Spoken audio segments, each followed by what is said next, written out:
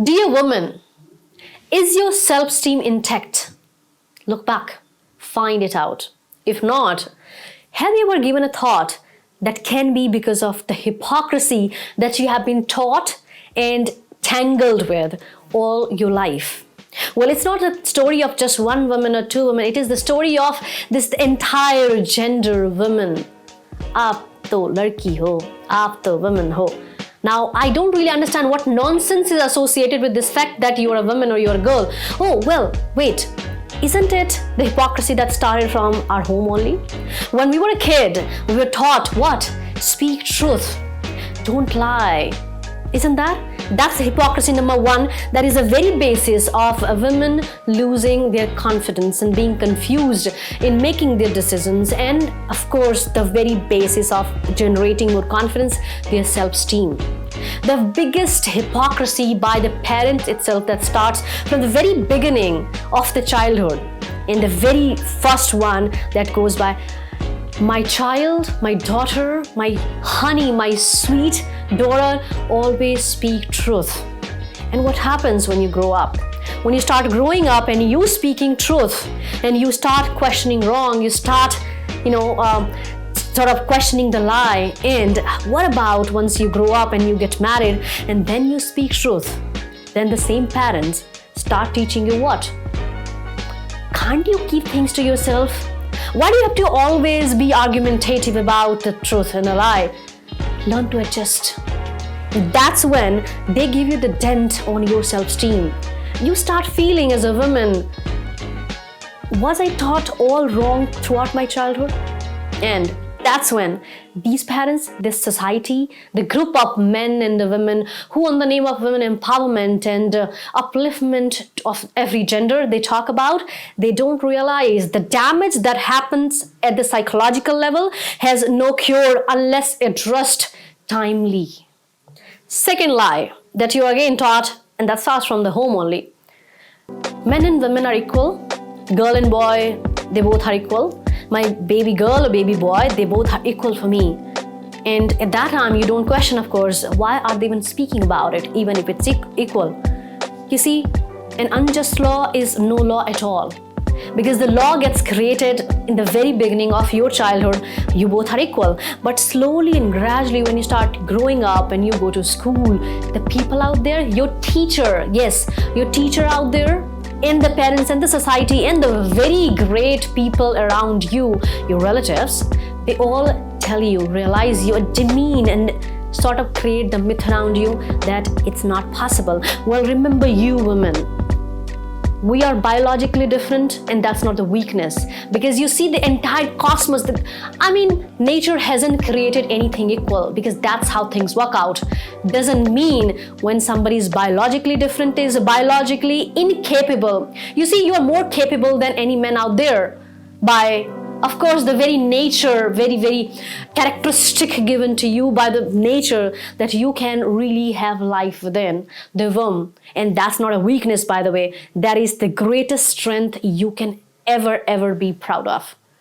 Third lie, which is given to you in the form of the law, by the government, by the policy makers, and abided by the very society and your family, where it comes with education is equal for all. Education does not differentiate men and women.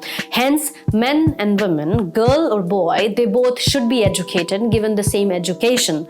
Agree, fantastic. But what happens once a woman gets educated? I'm not talking about all the parents and all the family out there in every society in the world or the country. I am talking about the majority of cases in this particular country, India.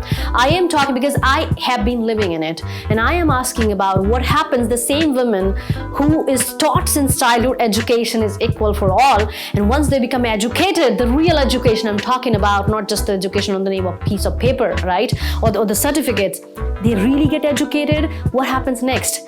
They want to do something, because they get the wing of imagination, and they want to really give dent to the world. They want to be themselves. They want to worship individuality. They want to create. They don't just want to be a consumer. The same family, the same society, the same country, the same policy maker starts speaking what? Well, women should be given a fence to be in. Why? Because you see, you're a woman. And how does it really sound at that time? You're a woman, and it sounds more like you are a weaker one. You are a weaker one. Why did you get us educated first if you never wanted us to question?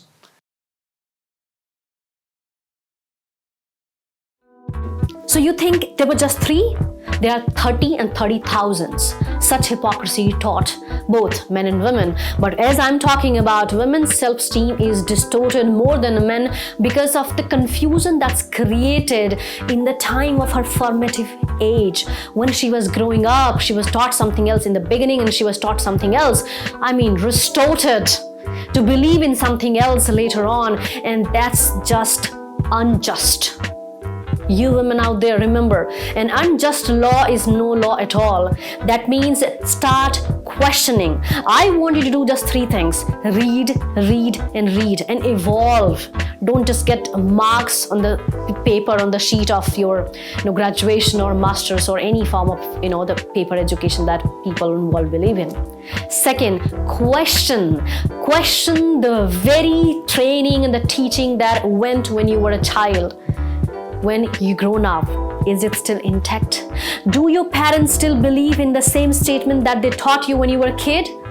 Do they still not ask you to not be so honest?